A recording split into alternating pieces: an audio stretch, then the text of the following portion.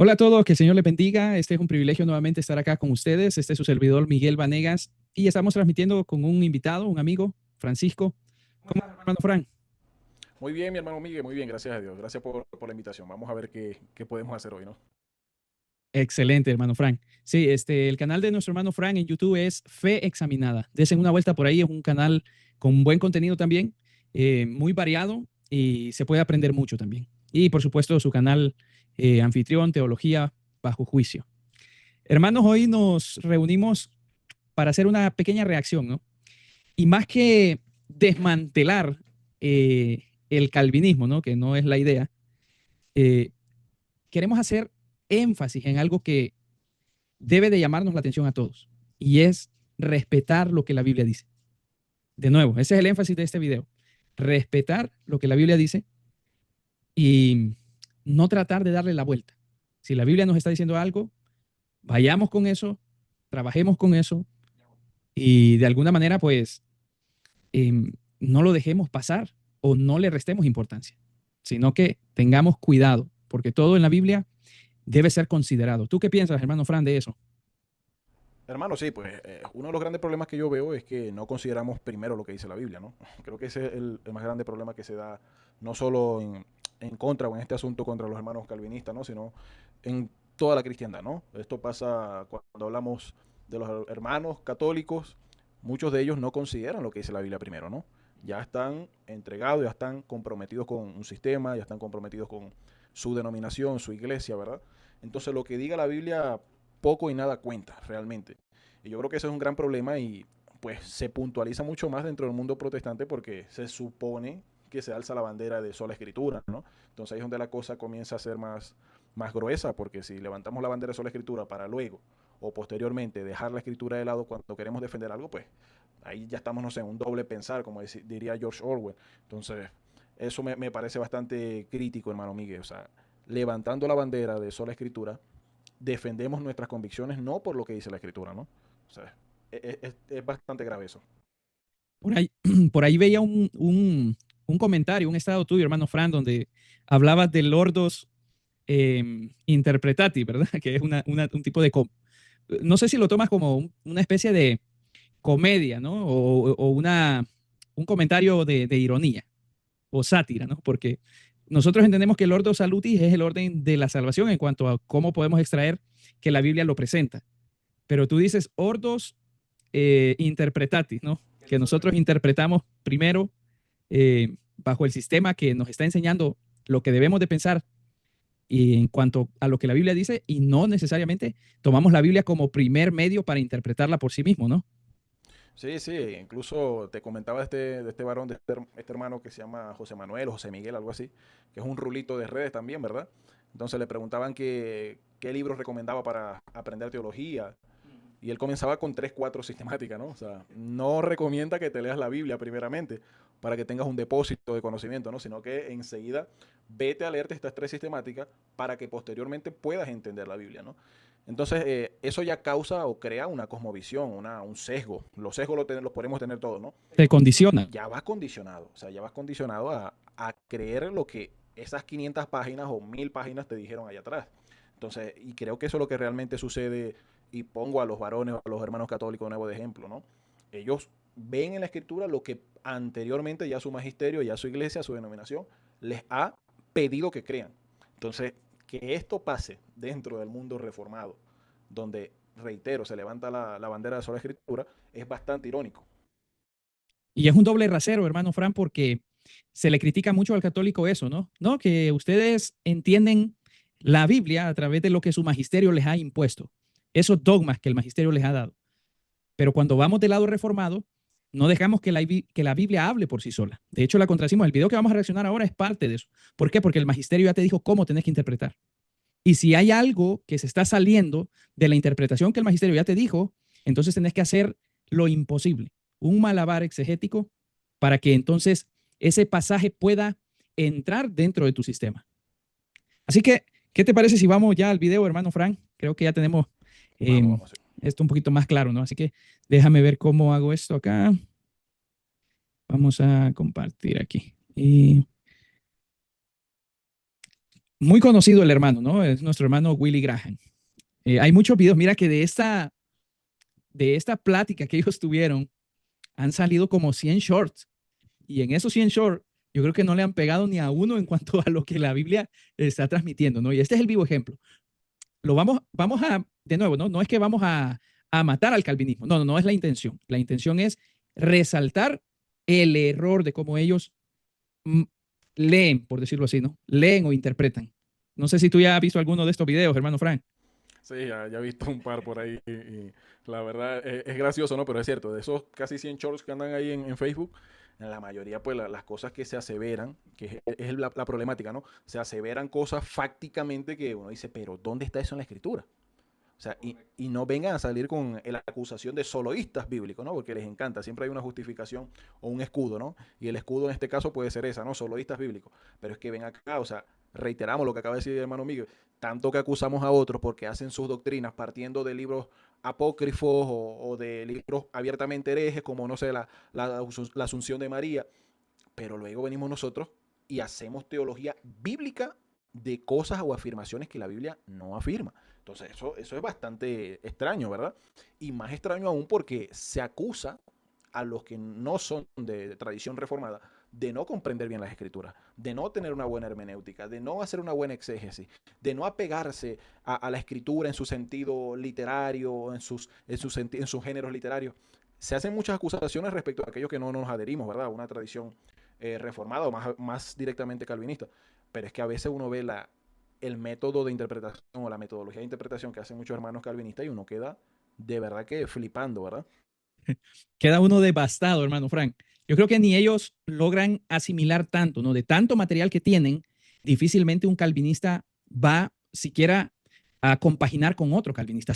Cada calvinista, y eso es algo que yo he visto, hermano Frank, cada calvinista tiene una interpretación, eh, digámoslo así, hasta donde le ha dado, ¿no?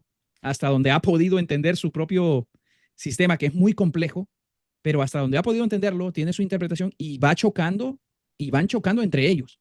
Unos interpretan de una manera, otros de otra, y no. Pero cuando hay alguien que no se adhiere a lo que Calvino dijo, no, cuidadito, porque puede ser un pelagiano, puede ser alguien que. Y no se trata de eso, ¿no?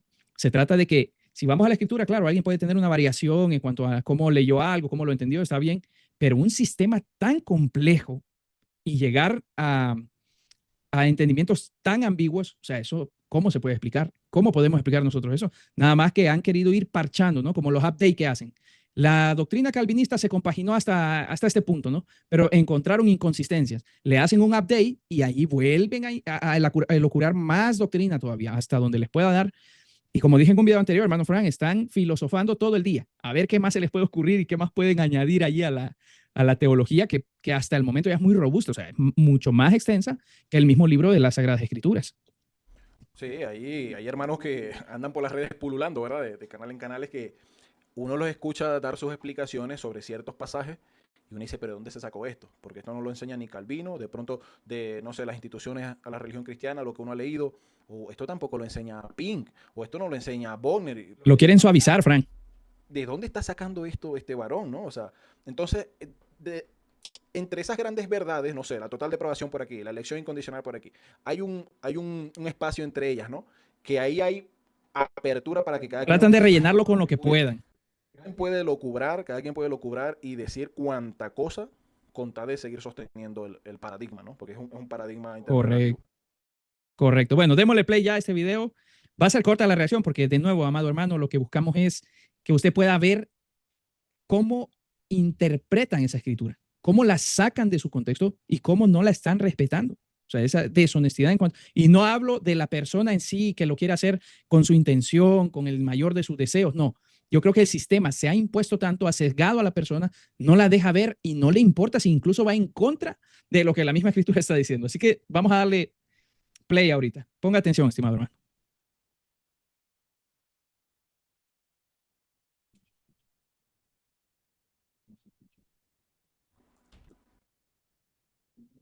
No se escucha. Deme un segundito. Quiero ver si está sucediendo algo aquí. Uh-huh. Creo que lo tengo que volver a compartir aquí. Un segundito, estimado hermano. Ah, sí, sí, sí, se me olvidaba esto. Ahora sí se debería de escuchar. Si la salvación se pierde, porque Jesús dijo que el que no permanece en la vid es cortado y luego echado al fuego. Y Juan 15 sería de este primer párrafo de Juan 15, el que está en la vid, si no permanece, es echado fuera. ¿Qué hacemos con esa analogía? Antes de que responda el hermano Frank, este hermano invitado, hermano Frank, y hermano que nos escuchas hoy, la pregunta, ¿no? ¿Por qué Jesús dijo, el que no permanece en la vid será cortado? Si la salvas, y él entra con la presuposición de la doctrina salvo siempre salvo, o la perseverancia de los santos, o la elección incondicional, como sea, o la predestinación para salvación, como ellos lo creen. Pero él dice, si la salvación no se pierde, entonces ¿por qué Jesús dijo esto? ¿Qué pensás? O sea, si no se pierde, ¿por qué Jesús dice que sí? Eso es lo que está diciendo ahí. Entonces, sí, entonces proceden a explicarle a Jesús por qué es que no se pierde, ¿no? Correcto, correcto. Y escuchemos la respuesta, ¿no? Y quiero que usted, estimado oyente, esté pendiente si la respuesta satisface o no. Bueno, es que tenemos que tener en cuenta, como también hemos dicho, cuál es la responsabilidad del hombre y cuál es la soberanía de Dios, y que son dos líneas que circulan paralelas. Entonces, la responsabilidad del hombre, si alguien dice que es creyente, pues tiene que estar unido a la vid. Porque sabe que si no está unido a la vid, que es Cristo, bueno, no sé si muchos de los que no. O sea, eso nada tiene que ver. De que haya dos líneas, de que haya la soberanía de Dios, la voluntad del hombre, eso no tiene nada que ver, eso no explica nada. Eso lo cree el más arminiano de los arminianos, eso lo cree el más calvinista de los calvinistas. O sea, eso no explica nada. De que Dios sea soberano, gobierne y que el hombre tenga responsabilidad, no explica nada. A menos que ya él esté presuponiendo esa soberanía como que él, ¿verdad? Ya determinó uno para salvación, otro para el infierno. Pero de resto, si dejamos los dos conceptos en su definición, lo que quieren decir, no responde nada a la pregunta de por qué alguien puede ser cortado de la vida, ¿no? O sea, No, y ahí está el famoso argumento de las líneas paralelas, ¿no? Que jamás se van a unir, que eso es, como decía R.C. Sproul en su libro, eso no tiene ningún sentido. Incluso él lo reconoció. Que las líneas paralelas puedan encontrarse en la eternidad, eso es un absurdo. Pero es que también lo es estar comparando soberanía, porque la propia palabra soberanía no tiene nada que ver con privar a la persona de su libre albedrío, a menos que te vayas al diccionario de un calvinista, ¿no? Incluso la propia palabra de soberanía, que aparece no solo en la escritura, sino en nuestro vocabulario actual, y vos te vas a consultarlo a algún diccionario, no tiene nada que ver con un determinismo, no tiene nada que ver. Entonces el hermano dice, hay dos líneas paralelas. Primero, el hombre es responsable, pero ¿responsable de qué? Si Dios ya te dio salvación y vida eterna, ¿no? Y a otros, como tú dices, ya los condenó. Así que tienen que de alguna u otra manera adherirse a ese paradigma, como tú dices. Se tienen que adherir. Allí no hay puntos medios. No hay que si el hombre hace, si no hace. No. Desde la cosmovisión calvinista, el hombre o solo va a perseverar o no va a perseverar. Y hermano Frank, este es un razonamiento, este es un argumento que yo lo he estado pensando por mucho tiempo. La persona cristiana siempre va a tener altos y bajos. Es mentira el que me va a decir que no. ¿Sí? Altos y bajos. Y vemos en YouTube la mala apologética que se está haciendo hoy en día de llevar a las personas al odio, de llevar a las personas a la división. ¿No crees que eso es tener la mente en las cosas de la carne, hermano Frank? ¿No crees que eso es decantarte por llevar una vida muy parecida a la vida de los mundanos, por decirlo así, o los no cristianos? ¿Qué piensas tú de eso? sí, el doctor John Walton, ¿no? Él habla, cuando va a interpretar el Antiguo Testamento o hablar del Antiguo Cercano Oriente, él habla sobre mochilas de interpretación, ¿no? O sea, lo que se carga en la mochila. Un claro ejemplo que está diciendo este hermano Pastor Boni, ¿no? Se llama ahí Pastor Boni Lozano. A él se le hace una pregunta bíblica y su respuesta y su confianza es lo que desde el sistema se puede responder, ¿no? O sea, el sistema le dice a él que hay dos líneas, que una soberanía, que él no está respondiendo bíblicamente, sino desde el sistema. Pero eso también puede pasar o lo podemos utilizar no solamente para responder preguntas, yo creo que para vivir el cristianismo, ¿no? O sea, yo vivo mi cristianismo partiendo de un punto o teniendo un punto de partida, ¿no? Si es la Biblia, bueno, yo voy a decir, esto lo estoy haciendo mal por cuanto la Biblia dice esto y aquello. O sea, la Biblia me prohíbe hacer esto o hacer aquello. Pero si yo parto de otro presupuesto, ¿no? Yo estoy haciendo esto y aquello, pero no por esto voy a perder la salvación.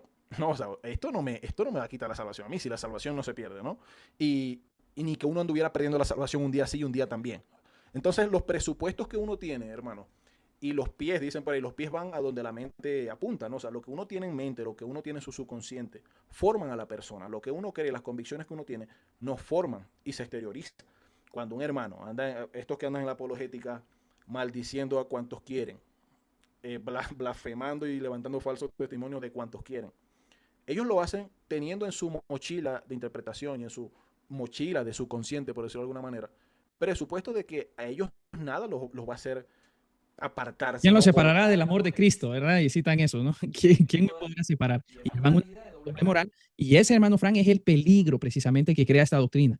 Que la gente, al interiorizar que son elegidos, que son desde antes de la fundación del mundo predestinados para ser salvos, de pronto dejan de vivir la vida cristiana y de responsabilizarse, así como dice el pastor Boni ahorita. O sea, el hombre es responsable y esa es una realidad. Pero ¿qué pasa con el cristiano? ¿Deja de ser responsable? Sigue siendo responsable. Mucho más, creo yo todavía, ¿no? Porque si no sos responsable con tan grande regalo que Dios te ha dado, o sea, estás demostrando el poco interés que tú le tienes al evangelio. Y eso que acabas de decir de las mochilas y las interpretaciones, se me venía a mí el pasaje de Isaías 28. Últimamente he estado escuchando y leyendo otra vez a los profetas, ¿no? Y me parecía muy interesante un pasaje que aparece allí, que dice, la cama que ustedes hicieron es demasiado pequeña para acostarse en ella, y las mantas son demasiado estrechas para cubrirlos. ¿Y qué buscan? Tratan de estirar o de cortar para ver si pueden entrar ahí, ¿verdad? Para ver si pueden encajonar una idea. Y es lo que hace el calvinismo, trata de hacer eso, trata de encajonar la idea, aunque no quepa, pero la trata de meter ahí. Y la trata de meter ahí. Así que sigamos escuchando lo que dice el hermano, el pastor Boni. Nos están escuchando, conocen algo de la vid. En España tiene clima mediterráneo, igual que en Israel. Hay muchas vides, muchos viñedos. Es una de las plantas que en cuanto cortas una rama, a los pocos minutos ya notas que está cortada. Ya se empieza a morir. Con otros arbustos o árboles no existe esto. Cortas y pasan horas o días hasta que eso. Pero es que yo creo que precisamente eso es lo que está enseñando el Señor Jesús, ¿no? La tiene clara, pero aún así La tiene clara. no logra ver. Sí, la tiene clara. Sigamos. Lo ves que le ha afectado. Pero la vid, y por eso lo puso el Señor con intencionalidad, en cuanto lo cortas a los minutos, ya la hoja se ha doblado, ya está muerta. Entonces, la responsabilidad humana, ¿cuál es? Estar unidos a Cristo. Y lo que nos está advirtiendo el Señor es que si no estamos unidos a Cristo, pues somos cortados y echados en fuego. Pero es complicado, ¿no? Es complicado. Yo mencionaba al inicio el doble pensar que se menciona en el libro ese 1984 de Orwell, ¿no? En el doble pensar, a ti te decían cuántos es 2 más 2 y tú tenías que decir 5, 8, no sé, lo que fuera. Aún tú sabiendo que es 4, tú tenías que expresar con total certeza que era 5, 20, 40, lo que fuese, ¿no? Y yo veo que muchos hermanos calvinistas, y los considero hermanos y los amo, de verdad que le doy gloria a Dios porque no siento ningún tipo de pleito interior con ellos, ¿no? Pero yo veo cómo ellos tienen ese doble pensar, ¿no? O sea, ellos vienen y te dicen, no sé, aquí la Biblia dice que el que no permanezca, Dios lo corta. Pero luego en su subconsciente, ellos vienen y dicen, no, pero es que hay una elección antes de la fundación del mundo.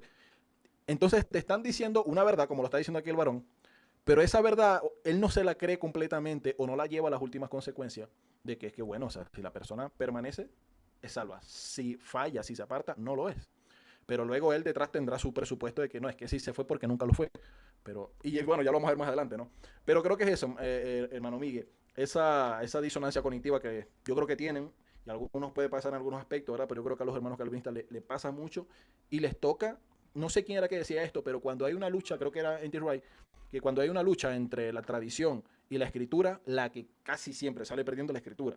Porque siempre tendemos a adherirnos más a lo que a la tradición de nuestros padres, la tradición de nuestros ancianos, la tradición de mi denominación. Él se va a adherir más a lo que su tradición dice, a lo que la confesión de fe dice, ¿no? A lo que el sistema calvinista dice, a lo que la presión del paradigma le lleva, lastimosamente. Exacto, yo te quería decir eso. En ese momento que el pastor Boni está expresando esta idea que él trae, ¿no? De ser cortado, que el Señor Jesús lo dijo con toda la intención. Primero se lo estaba diciendo a los discípulos. Y para entrar ahí, como hablábamos anteriormente, ¿no? Y quiero hacer énfasis en esto y le damos play. La disonancia cognitiva que debe de tener en ese momento ha de ser durísima. O sea, en su mente un cortocircuito, algo que no está fluyendo, algo que es evidente, que está chocando una idea con otra y ellos a fuerza.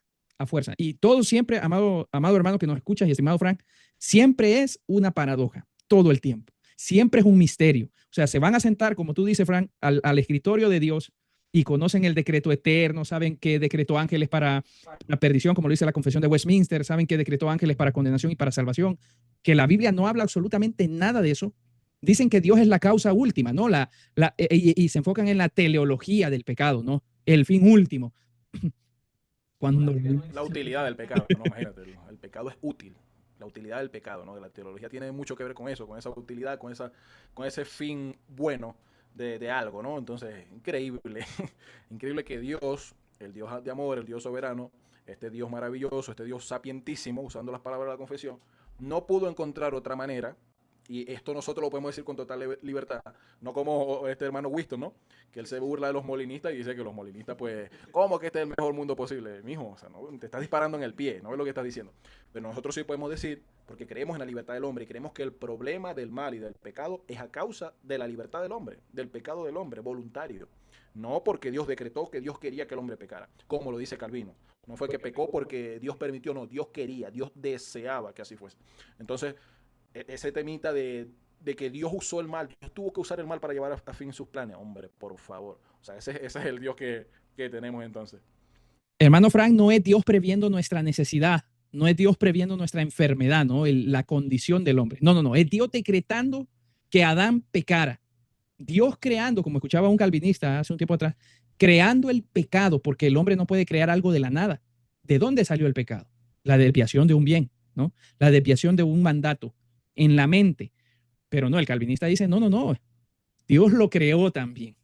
Ponte eso, estimado hermano, estimado oyente, analiza esas cosas. De hecho, toda esta discusión de este hermano, ahorita que estamos viendo acá, de nuestro hermano Willy Graham y el pastor Bonnie, no tiene ningún sentido dentro de lo que es el decreto eterno de Dios. Ninguno. No hay responsabilidad en ese sentido. Sigamos escuchando, sigamos escuchando.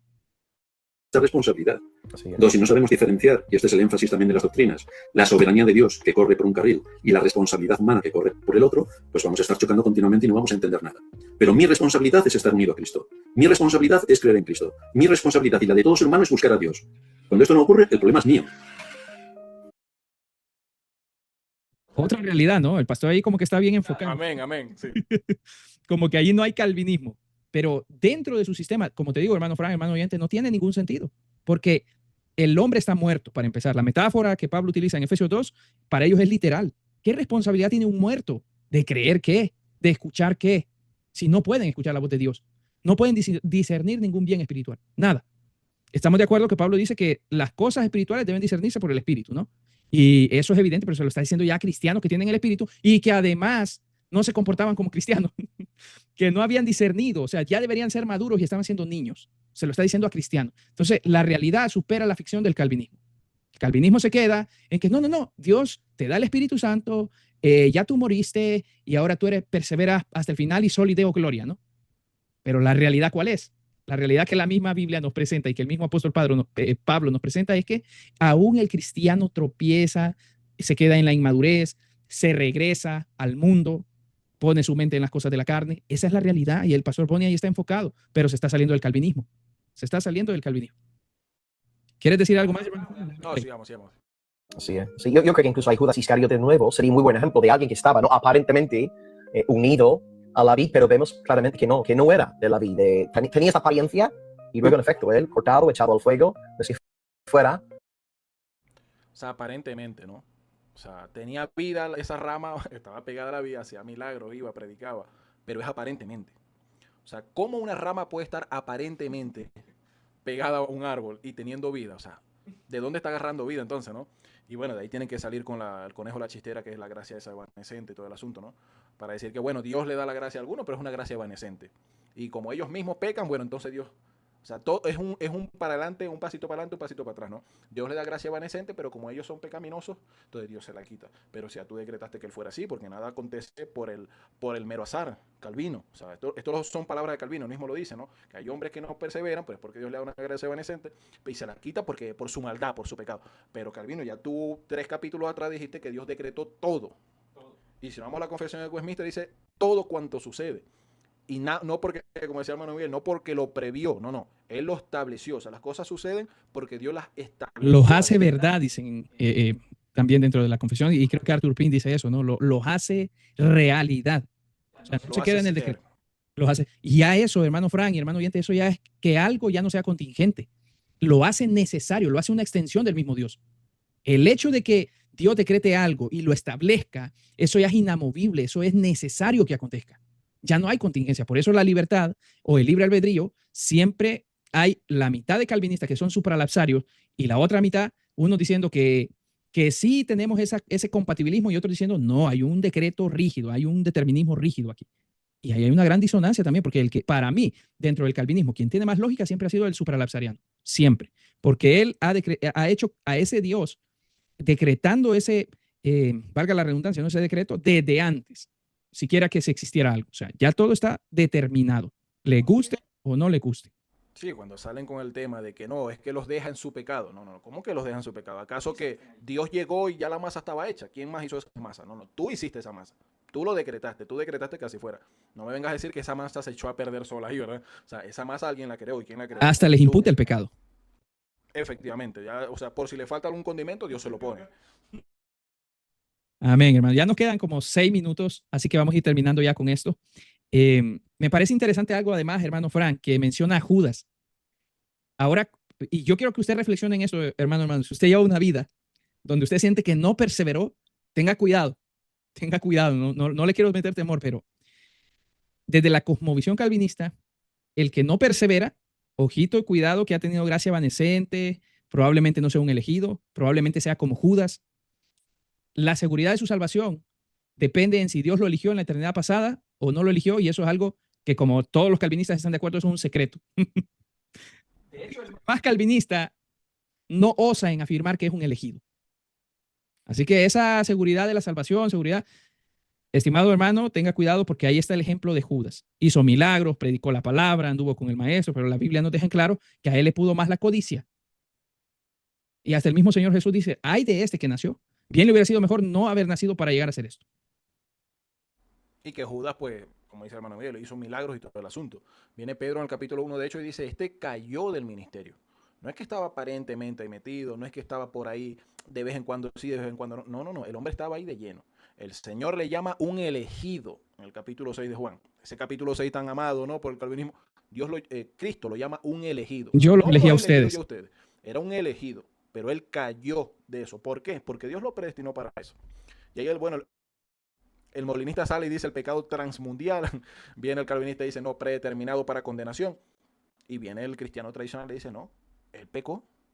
Él pecó deliberadamente, él negó, él no se arrepintió en ningún momento. El caso de Pedro y de Judas no son equiparables, y ahí en el griego se ve que en una se habla de un remordimiento y en la otra se habla de un arrepentimiento, ¿no? Entonces, Judas en ningún momento se arrepintió de lo que hizo, por más que haya entregado las 30 moneditas, ¿no? Pero no se arrepintió, la Biblia no habla de arrepentimiento. Por ahí Dante Hebel se equivoca con eso y dice, no, es que se arrepintió. No, no, él no se arrepintió, el griego lo deja muy claro, que él sintió un remordimiento. Entonces, Judas, él cayó. ¿Por qué cayó? Porque él dejó a Satanás entrar en su corazón. Dios oró por Pedro, excelente, no hay problema. Bendito Dios, gloria al Señor que Cristo interceda por todos nosotros. Una bendición, Él es nuestro sumo sacerdote. Pero eso no quiere decir que Dios hizo que Satanás entrara en el corazón de Judas. No, eso ya es saltarse ya, o dar saltos epistémicos donde la Biblia no está hablando, ¿no? Él viene y dice que Judas fue un aparente. ¿Cómo? ¿Dónde dice que aparente? O sea, ahí estás agregando y quitando las cosas que la Biblia sí dice. Judas era un elegido, Judas era un apóstol, Judas hizo milagros, predicó, echó fuera demonios. Judas hizo todo eso. Entonces, eso parece ser que no es algo de un aparente cristiano. El hombre seguía a Cristo, pero su corazón, bueno, se desvió. Eso es lo que sucede, eso es lo que muestra la Biblia, ¿no? Excelente. Y todavía el hermano Willy Graham, en esa disonancia cognitiva, ¿no? Chocando esas dos ideas tan fuertes que se contraponen, él dice, Judas aparentemente, pero luego dice, pero al final fue cortado y echado al fuego. Bueno, ¿estaba o no estaba? ¿Era o no era? Ese es el problema, no logran hacer eso. Y los calvinistas famosamente siempre dicen, Romanos del 9 al 11 es la expresión más grande que un calvinista pueda rezar en su vida. Y nunca llegan al capítulo 11 de Romanos. Por lo menos hasta el día de hoy nunca he escuchado una explicación satisfactoria, consistente con su sistema, hablando de Romanos 11. Jamás. Y porque ahí se vuelve a usar la misma, ¿no? Del 20 al 22. Por su incredulidad fueron desgajadas, ¿sí? Las ramas naturales. Pero por tu fe es que tú estás en pie. No te ensoberbezcas. Si no teme, porque si Dios no perdonó a las ramas naturales, a ti tampoco te perdona.